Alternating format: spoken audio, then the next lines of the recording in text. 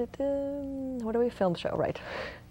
Good evening. Welcome to the Easton Film Festival Presents. I'm Lauren Swartz. I'm your hostess for this evening. We thank you for joining us Monday and Tuesday evenings at 7 o'clock. The Easton Film Festival sponsors this show, seen twice a week, broadcast live from beautiful downtown Easton Industrial Park at the Comcast Studios. We are also responsible for the annual film festival competition held in June each year. Competition information should be available early May, so please check the Easton Journal. Check our website, www.eastonfilmfestival.org, and keep your eye out for posters and things around town.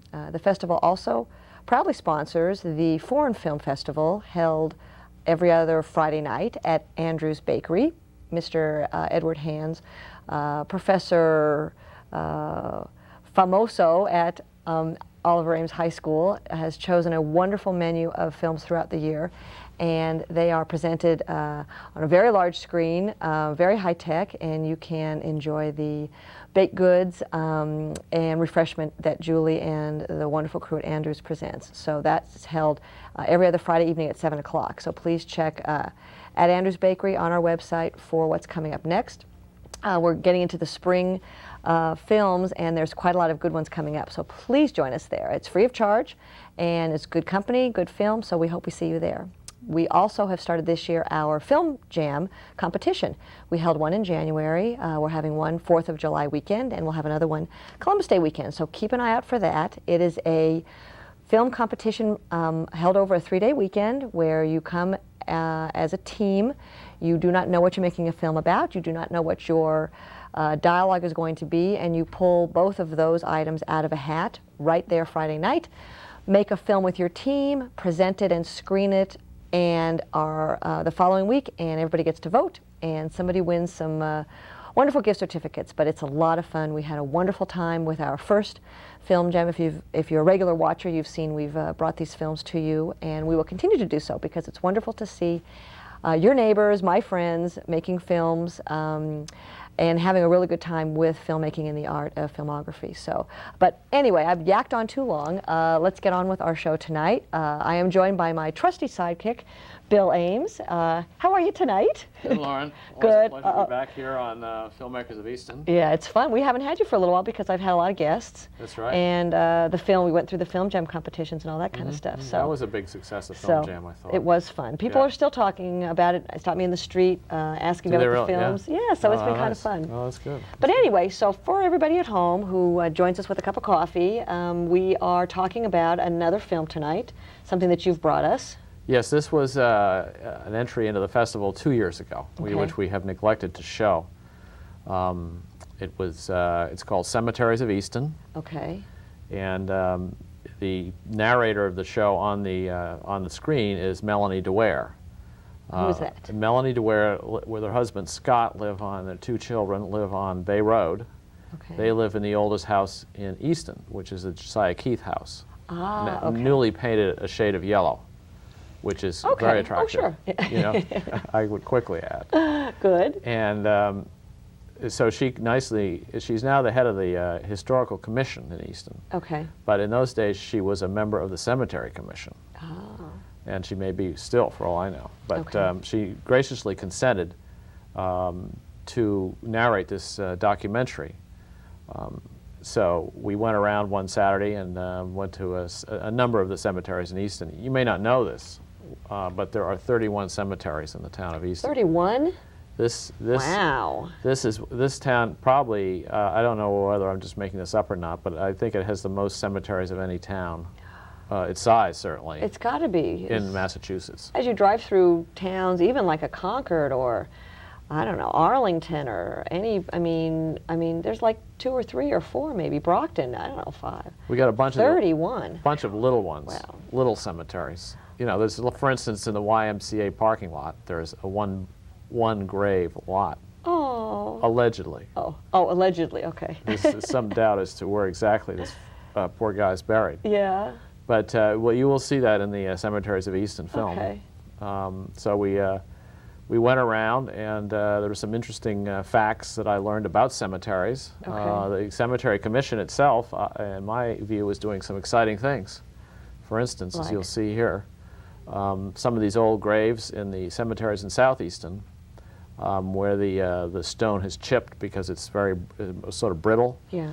They have actually gone out with they have a small budget, and they have gone out and they have commissioned someone to recreate that particular headstone. So you'll see something, for instance, from 1733 that formerly was just almost obliterated by weathering. Yeah. That has been recreated. Oh.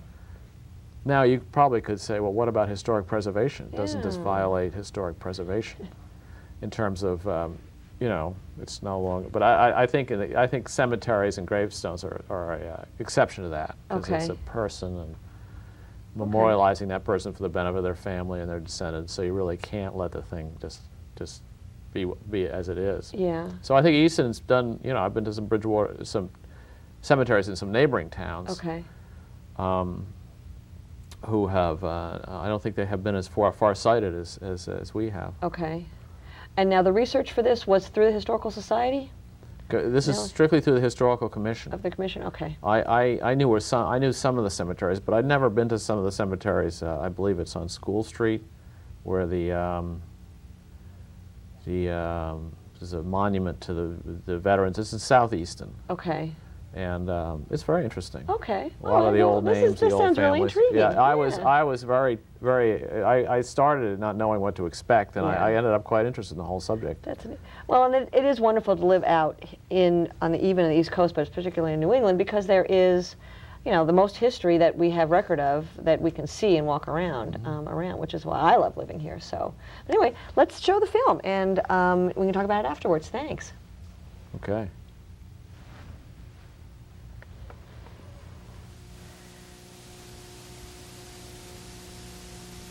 I'm Melanie DeWare. I live in the Josiah Keith house here in Easton, the oldest house in town. I am about a 6-year resident of Easton with my husband and 2 children. We love Easton, we love the history of Easton and all the things it has to offer. I am a member of the Cemetery Commission and also the Historical Commission, and it's with those two in combination that we're going to be talking about Easton's historic cemeteries today. There are some great stories in the cemeteries. We have approximately 31, maybe 33 cemeteries, depending on who you talk to. Some of them are unfortunately almost gone because of disrepair or neglect or people moving out of town. But the ones that we do have are still pretty well preserved. People are doing a great job saving them, and there's some great stories attached to them. Most of the information that I have about Easton's historic cemeteries comes from the Chaffin book, History of Easton, Mass., the first volume, which was published over 100 years ago. It's a great book, and he's actually got an entire chapter devoted to burial places in Easton. He tells a wonderful story about the number of cemeteries in Easton, and at the time there was a kind of an anecdote going around about a minister's wife who had settled in Easton and was asked if she liked the town, and she said, "Yes, if you will promise not to choose a new road to take me for a tour, for on every one we have traveled I have seen graveyards, and I don't care to see any more." So apparently, with Easton being such a small town, she felt there were too many cemeteries, but they've served us well. Today we're going to go to the Lieutenant John Williams Cemetery, which has 2 really interesting stories. One is of Josiah Keith, the 3rd Josiah, who was the grandson of my Josiah who built my house. He committed suicide, and as a result, his grave is turned backwards compared to the others in the cemetery. That would be neat to see. Also, Catherine Dean is buried down there. She was also known as Catherine Miller, the last slave to be owned in Easton, and she also lived in this house when Mr. James Dean was her master. There are cemeteries in Easton that have as few as 2 graves in them. There are some that have hundreds. We have beautiful historic places like the Village Cemetery, and we also have the Old Bay Road cemeteries, which actually was also used as a muster ground. So let's go see some. Here we are in the parking lot outside the YMCA. And there's a marker here for Captain Alicia Harvey, dated 1757. It's an American flag and a veteran symbol on it. Apparently there was a hinge factory near here one time that had in the corner a section dedicated for burials. Captain Alicia Harvey was buried here, as well as his wife and many others. Elizabeth Simmons, John Simmons and a son, Mrs. Packard, John and Tylee Carr, Horatio Packard, his mother, and 2 of their children. This area now is surrounded by modern usage, but stands as a nice testament to our past as well. Here we are at the Village Cemetery in Northeastern behind the Unity Church. It's a beautiful location. There are actually bylaws that prohibit the building of curbs, fences, and hedgings here so that it maintains its park-like setting. And in 1877, Oliver Ames left $10,000 for the perpetual care of the grounds. Let's have a look around. So even though I'm on the Cemetery Commission, I've never been in the cemetery, sad to say. It's a gorgeous place. Most of the cemeteries I spend my time in Easton deal with the Keith family because of my connection to the Keith house. This is a tomb here at the Village Cemetery, built, as you can see, in 1878, and it's used for the temporary storage of deceased. This is the stone of Charles Maitland Lamprey. He was a Civil War soldier at one point from Easton, had an interesting history in Louisiana. He was at the engagement of Butte a la Rose. His infantry unit was taken down with quite an illness. He was attacked with chills and fevers, and twice was left by surgeons, picked to be left behind by surgeons so that they would not use a space on the boat to transport him back north, but he talked his way twice out of being left behind, made it home to his father's house in New Hampshire, and eventually survived to come and settle here in Easton. This beautiful monument marks where we have Oliver Ames. He was a native Easton boy, became governor of the state of Massachusetts, served us all very well. The monument was designed by Robert Krause and cast by the Gorham Foundries. It's interesting to note that when Oliver Ames died, he left $50,000 so that the Easton's roads could be maintained and that they would be the best of the state, which we all know they are. Here in the Village Cemetery, we have a stone for Winthrop Ames and his wife, Lucy. Winthrop was a theatrical producer in New York and came home to Easton to be buried. He has an interesting literary quote on the bottom of his stone. It reads, "Beauty is truth, truth, beauty. That is all ye know on earth and all ye need to know." This is the end of my first year on the Historical Commission, and I've been with the Cemetery Commission a little over a year as an associate member. I think that living in Easton, living in a town like Easton where we have so much to offer and so much that we want to hang on to and that we should hang on to, it's a great way for people to get involved and to make sure that things that are important to the residents are taken care of. This is the Old Bay Road Cemetery, dedicated in 1772. All we have left are the few stones that you see now, but the flags indicate that they were military personnel. We have a new marker telling us here that there are 150 veterans of various wars: French and Indian War, War of 1812, Revolutionary War, Civil War, and Mexican Wars. Unfortunately, we don't know really where people are in this burial ground, so the whole area is kind of a memorial to them. The Bay Road that this cemetery sits on is the old path, the stage path from Boston to Providence, the whole area having huge history and great importance to the town of Easton. Abigail Shaw died 1801. That's all we can still read on her marker. The rest of it having sunk into the ground, chipped off, decayed over time. It's really the only ones that you can still read here in this very short row that remains of the Old Bay Road Cemetery. Here we have an unfortunate example of what time does in our historic cemeteries in Easton. The stone, which has not only fallen, has also split top to bottom. It appears that it had been repaired at one point, but time takes its toll. Most of the cemeteries that we have are named for people that were actually residents of Easton, and their names were attached to cemeteries because they either were the first person buried there or they gave the money or the land to the town for the use as a cemetery.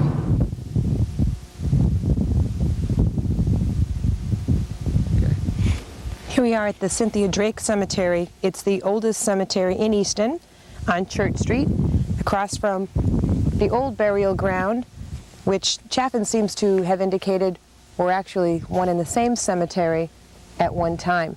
There were 57 graves here back in 1886 when Chaffin started writing his book. And the land that was set aside for this road was set out in 1705 at a meeting that voted and granted that the land lying between Benjamin Drake and Israel Randall's should be a perpetual common for a burial place not exceeding 6 acres. So it would lead us to guess that Cynthia Drake was probably a relative of one of the two early gentlemen whose land this burial ground was set out right in between. A couple of interesting stones here at Cynthia Drake. We've got a Lothrop here from the 7th Massachusetts Infantry from the Civil War, an example of the great number of residents from Easton who gave their lives in service to their country. Over here we've got Elder William Pratt. You can see he was aged 54, died in 1713. It's amazing that being this old, you can actually see what's left of the inscription on his old stone. This great artwork here still left on the top of the stone for Mrs. Elizabeth Pratt, wife of Elder William Pratt. It's a great example of some of the beautiful work that people used to use on these old stones. Unfortunately, by carving so many of them on slate, they flake and peel and it just gets lost forever.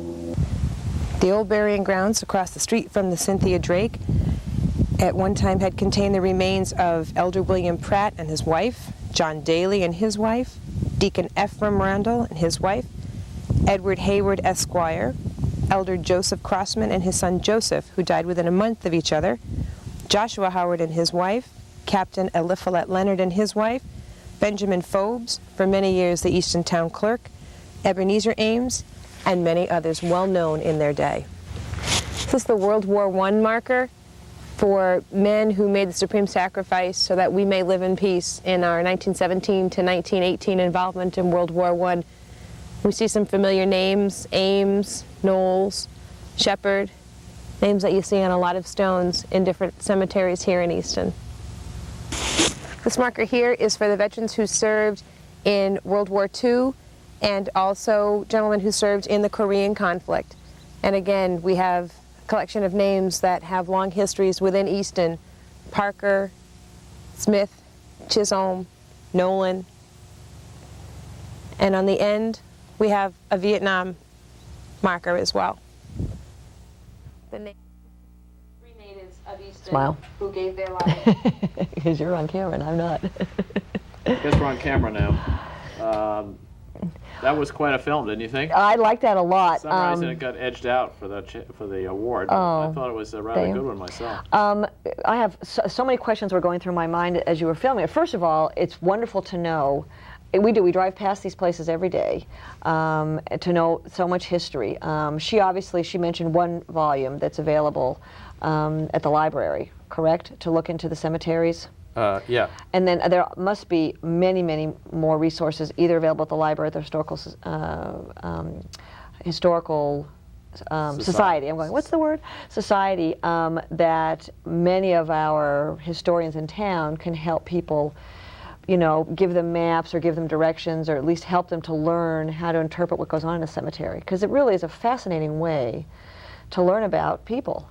Well, it is. It does fire the imagination when you think about what the kind of lives they live. But, right, Chaffin's history is an excellent source of information on all the different cemeteries. Okay. I know in some cemeteries, like in West Bridgewater, there's the Pine Hill Cemetery, which is a very large cemetery. Right. And they have an endowment, and they have a book that's printed of all the people who were in the cemetery as of, say, 1970 or 1890 or something like that.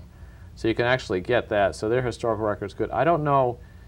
I haven't seen in the town of Easton a listing of a particular cemetery's body, interments, so to speak. Which doesn't mean that it doesn't exist. I haven't seen it. Unity Church. I know the Village Cemetery, which I'm affiliated with, does not have a printed document that states who's in the cemetery and when they were buried, so to speak.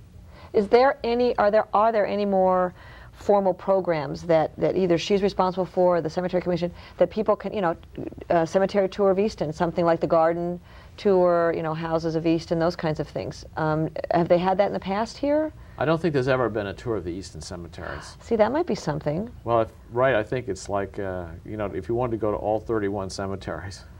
Some of them are quite beautiful. There's one down by Southeastern Regional. I forget the name of the street, but it's a secluded street, and it's got big oak trees. And it's quite serene, I guess. Right. And I mean, the laws in those days were so much different in terms of where you could put bodies down, and now I know I can't. When my dog dies, I can't bury him in my backyard. It's against the law. So. Well, the whole treatment of people who commit suicide is quite interesting. Yes. I didn't know anything about that, and I guess they're buried in a separate. They were buried facing the east, or the others were facing the west, or Right. they were separated out. You know, it seems like so ancient.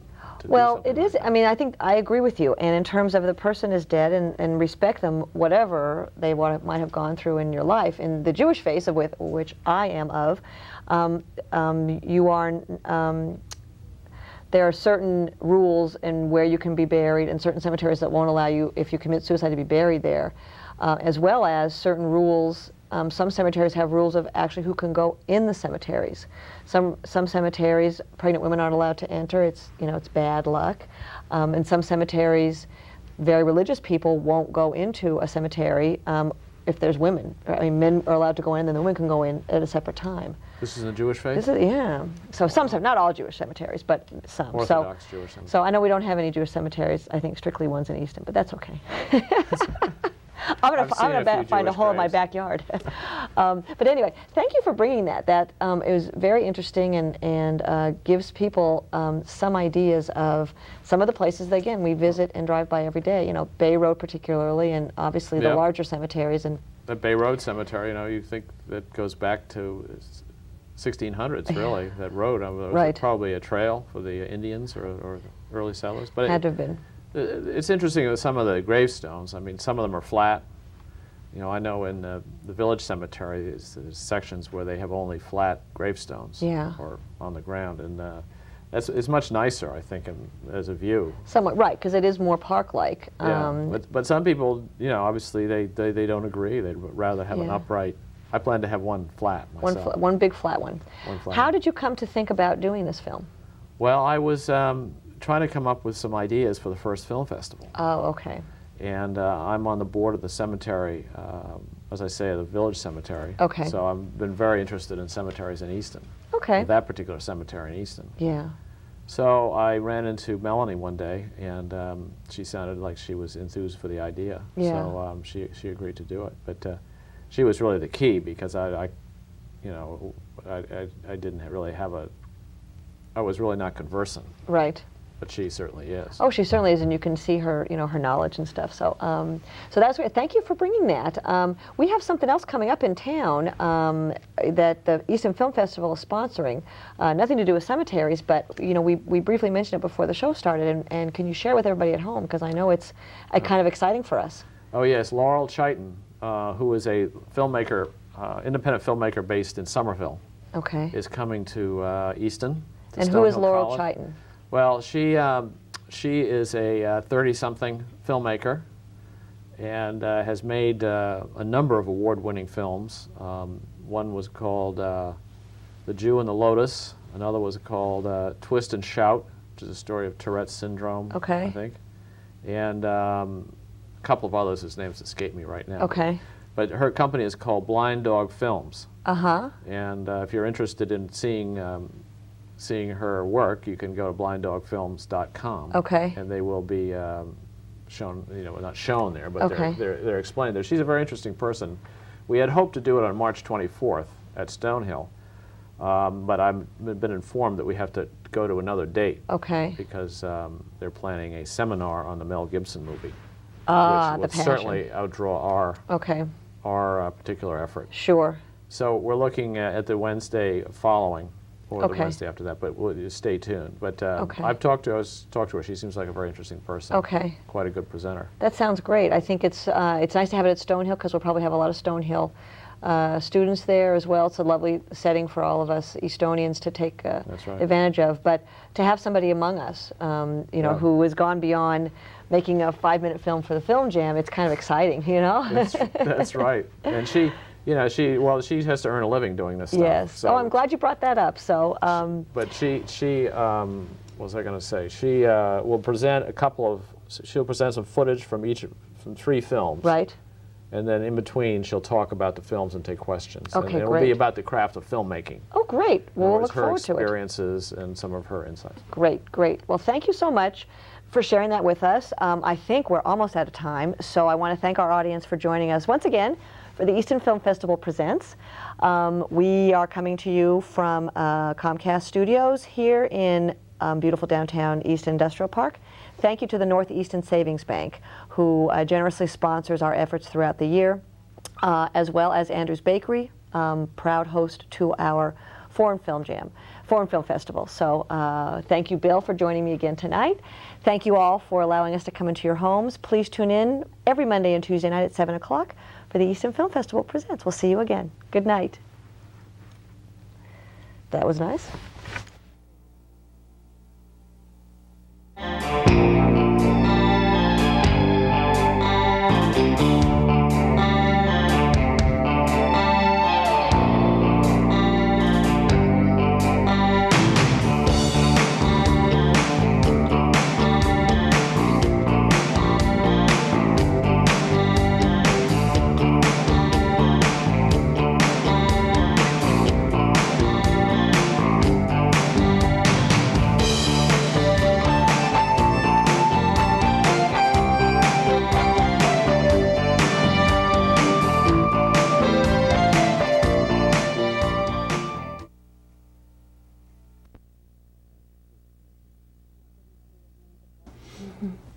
And thank goodness we have made the progress we have. Yes, I can't imagine where we would be if the voters hadn't approved in both communities this the building plan for both Bridgewater and Rainham. But, at the end of this cycle in 2007, Bridgewater Rainham will have excellent building facilities pre-K to 12.